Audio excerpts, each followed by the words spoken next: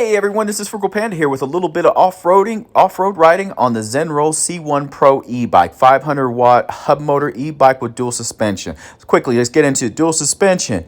It operates basically the same as Electric X Premium, which maybe have a little higher quality dual suspension on it, but to be honest with you, I lock them out when I ride on gravel and stuff like that. Now, these bikes, the same as Electric XP, the same as my Electric XP 1.0 and all of them, they're made for light off-roading, like soft-roading. These bikes are not built to be doing all types of crazy stuff. Remember, these are folding bikes, and those 2 points on it are where they can fail, and you don't need a bike folding up on you while you're riding it.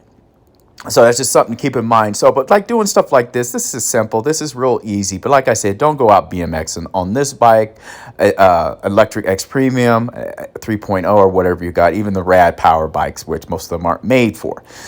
But all in all, it did great. It actually did better than my Electric X Premium because on throttle alone, it is much quicker. This bike will do 25 to 27 miles an hour on throttle alone. So it is faster than my X Premium easily. It's faster than my Rad Power, which will top out about 20 miles an hour, even though it has a stronger motor than this.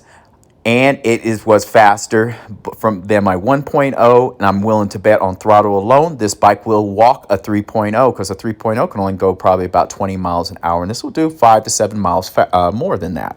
And it's legitimate. It will do it on a flat. And what I also found out, if you're going up a hill on this and pedaling, you can use the throttle at the same time, not just for hills either. So while you're riding, you can actually, like pedaling, you can use the throttle at the same time. No joke. It really does work. This bike comes unlocked from Amazon as a Class 3. I did not unlock anything. So that's why I said I'm not going to go in and try and change the pedal assist where it kicks in faster, because I found out I can just turn the throttle while I'm pedaling from a start if I really want it.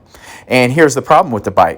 The throttle is addictive because it's my fastest e-bike I've had yet. It's faster than any Rad Power, any Electric X Premium product I've had. And I really can't count the little Anchi or the VeloWave I had because those are a little bit underpowered for that. But as far as those, the two big budget bikes you can get, this is much quicker. It will touch around 30 miles an hour on when you're on pedal assist too, by the way. And when you can use the throttle at the same time while pedaling, you keep it in its highest capacity in regards to how the motor's going. So it's like, it's screaming at you. It's not screaming like Electric XP. Don't take it that way, because my Electric X Premium would scream when I unlocked it. It's louder than the Rad Power and, of course, the mid-drive Electric X Premium I had. But as far as fun factor, this is the most fun bike I had. Put it this way, I rode this bike 15 to 20 miles, full out, a lot of it throttle, probably about at least 60-70% of it was throttle alone. And I got 15 to 20 miles and showed I had about 2 bars. So it was either between 1 and 2 bars. So the range on it, because it has about the same battery as was an Electric XP 1.0 that I had, would give me about the same range. So I'm definitely picking up a second battery, especially since you can get these for cheap. And I might just get Electric XP long range battery because I'm willing to bet it fits in here. Because they said it would fit in the 1.0, and the 1.0 used the same exact battery as that's in here. So with that being said, what do I think of this bike? I highly recommend this bike. It was $700. It outperforms my Electric X Premium. It outperforms, and remember, these are two different bikes. One's a hub motor, and one's a mid-drive. It outperforms my XP 1.0. Fit and finish is on par with the Electric XP that I had, but there's none of the rattles and clanks because it doesn't have those stupid metal fenders or that rear rack, which also makes it lighter, which may help also with the performance and the maneuverability by shaving 5 to 10 pounds off of it doing that. Then I would go with like lightweight or like a do-it-yourself mountain bike tires on it. Mountain bike fenders. Those are real simple to do. You can literally make them out of plastic folders. It's real easy to do. You can look that up. So, fun factor though, it is a really fun bike. I'm not gonna lie, and it's just a kick in the teeth to think, wow, this bike was only $700. Literally, it was $700 off of Amazon. I got it in 3 to 4 days, and this is fun. I mean, it's like really fun. I can pedal. It's not too heavy. And, you know, I'm not old. I mean, I'm not that age or in that physical where I can't lift heavy bikes. But I like being able to lift a bike in and not worry about accidentally scratching my car, you know, or getting snagged on something, you know. And it can reach its top speeds pretty easy on a flat. You want to pedal, you can pedal. If you don't want to pedal, you don't have to. But if you don't want to pedal, it'll still do 25 to 27 miles an hour. Hey, what's wrong with that? Now, with all that being said, do I recommend it? As I said before, I most definitely do. I'd buy 2 of these bikes. That's how fun it is. And I know I can lock it up and lock it up good. But if someone is somehow it did get stolen, I'm not out $2,000 or $3,000. Now, would I recommend this over Electric XP 3.0 for a first-time buyer? Yes. Here's why. You don't know if you're going to like e-bikes. Maybe you don't have the money like that. I don't know. With e-bikes, there's 3 basic things to them that's going to fail on you. The motor, the battery, and the display, and the controller. Most of them are inexpensive. The motor's going to cost you the most. Well, that depends where you look. And the battery. But if you look around, you usually get the batteries fairly decent prices. But there's 3 or 4 things that can break on them. You may not like it. You may not want to go out and spend $2,000 for your first e-bike and be afraid to walk in a store after you locked it up and someone steals your $3,000 Pentagon or your $5,000 Pentagon e-bike that you got, or not. You're on a budget, or you're just trying to save money, I can tell you this, the bike's fun.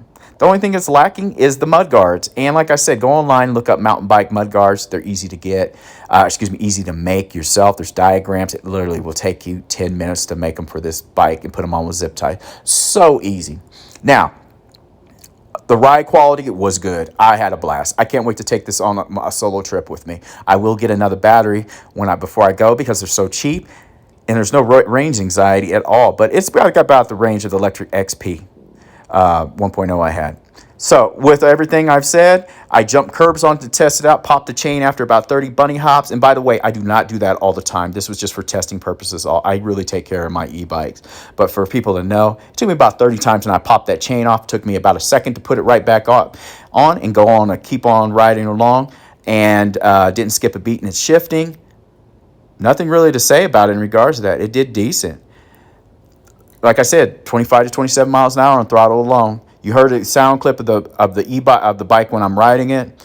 Pretty comfortable. I'll probably put a little more comfy seat on it when I get a chance, but this is a budget e-bike, and I want to keep it a budget e-bike and not put a bunch of money into it. I just want to have fun and be able to take this bike with me and not drop another $600-$700 on it like that. So we're going to keep it real simple with this e-bike. The tires are the same as what's on my Electric XPs. I had their CSTs. They're good tires. Once I do get a flat, I will put liners in them. Eventually, you will get a flat.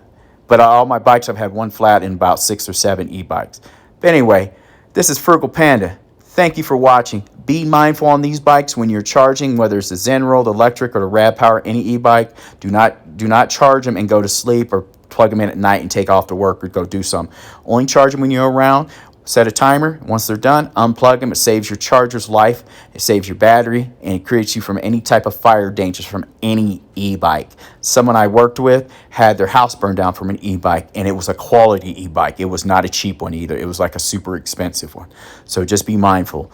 Do things right the first time, and you'll be okay. Do post-maintenance and do preventive maintenance on your e-bikes, and they will last longer too. Anyway, everyone, this is a fun bike. For $700, it tells me this is probably what these bikes should really cost because it's good. Thanks for watching, everyone. This is Frugal Panda. Frugal Panda is out, and there's links in the description if you are actually interested in this bike yourself. Thanks for watching, everyone.